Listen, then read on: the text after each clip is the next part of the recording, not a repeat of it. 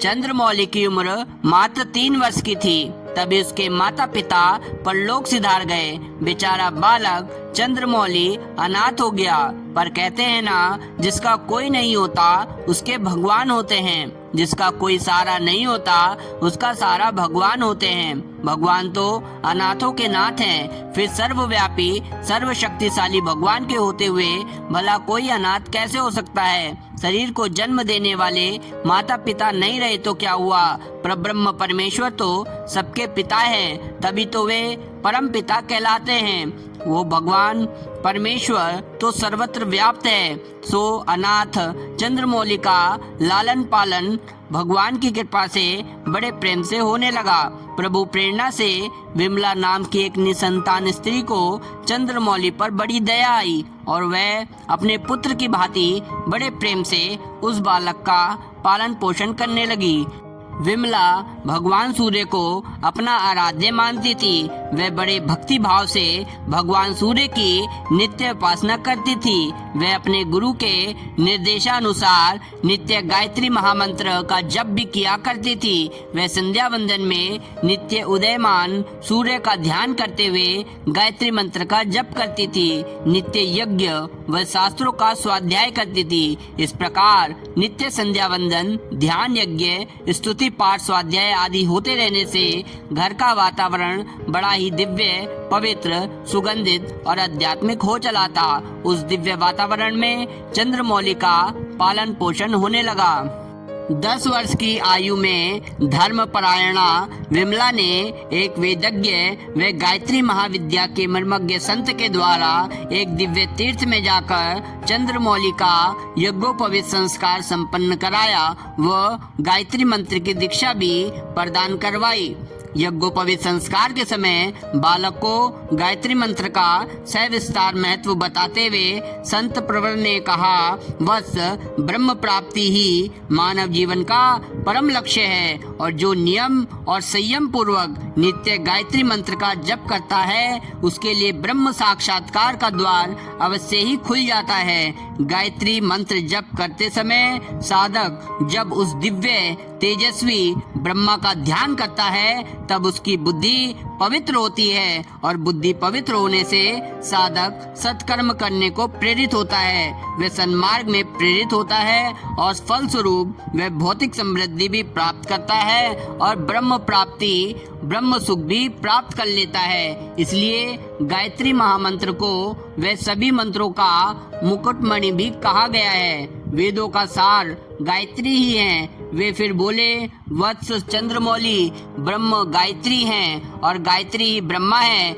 इसलिए जो गायत्री की उपासना करता है वह ब्रह्मा की ही उपासना करता है। तभी तो गीता में भगवान श्री कृष्ण ने कहा है कि छंदों में मैं गायत्री छंद हूँ। गायत्री को कामधेनु भी कहा गया है क्योंकि गायत्री साधक की सभी मनोकामनाएं पूर्ण करती हैं और साधक के सभी कष्टों का निवारण भी करती हैं। उन्होंने आगे कहा, यदि कोई साधक उपासक सच्चित आनंद स्वरूप वे प्रकाश स्वरूप ब्रह्मा को हृदय में और सूर्य मंडल में ध्यान करता हुआ कामना रहित हो गायत्री मंत्र को जपे तो वह अविलंब संसार के आवागमन से छूट जाता है। तुम सार रूप में यह समझ लो कि गायत्री ही भगवान विष्णु हैं और भगवान शंकर भी गायत्री ही हैं। ब्रह्मा जी भी गायत्री में परायण हैं क्योंकि गायत्री तीनों देवों का स्वरूप है। इसलिए गायत्री उपासना से तीनों देवों की उपासना स्वयमेव ही हो जाती है। गायत्री उपासना से सर्व देवों और निर्गुण निराकार ब्रह्म की उपासना स्वयमेव ही हो जाती है। संसार में कोई ऐसा मंत्र नहीं जिससे सभी देवों की उपासना एक साथ हो सके।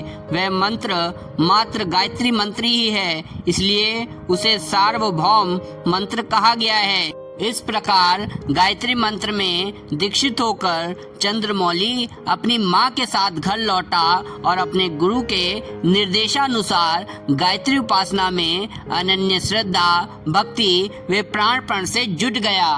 गायत्री मंत्र के जप से चंद्रमौली की बुद्धि पवित्र होती गई, उसकी बुद्धि तीव्र होती गई, जिससे वह पढ़ाई में भी अव्वल आता रहा। चंद्रमौली अब बड़े हो चले थे और एक सुकन्या से उनका पाणी ग्रहण विवाह भी हो चुका था। जीविकोपार्जन के लिए वे स्वरोजगार करते थे, जिसमें परमात्मा की कृपा से उन्हें बहुत लाभ होता था। वे अपनी धन संपदा को प्रभु का ही प्रसाद समझकर समाज के जरूरतमंद लोगों की मदद किया करते थे।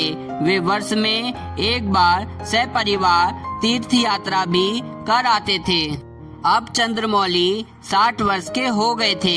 नित्य ध्यान साधना के प्रभाव से उनका चित्त निर्मल हो चुका था, जिसके कारण उन्हें अपने हृदय में सदैव ब्रह्म अनुभूति, भगवत अनुभूति होती थी और आत्मा सदैव आनंदित होती थी।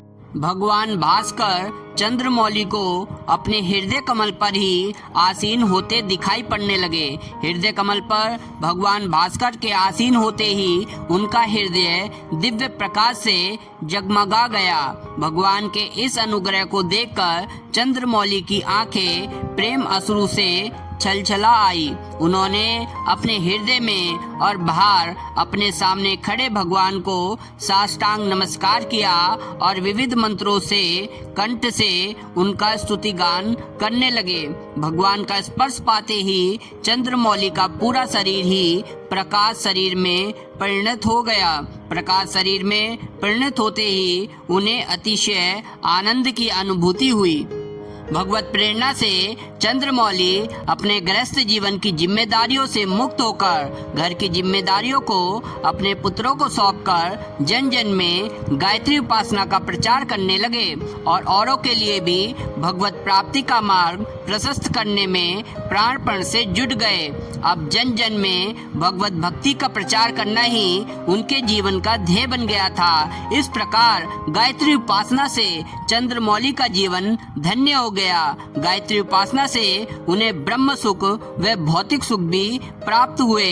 उनके गुरु द्वारा गायत्री उपासना के बारे में बताई गई सारी बातें उनके जीवन में चरितार्थ व फलीभूत हुई। सचमुच मंत्रों में मुकुटमणि है गायत्री मंत्र।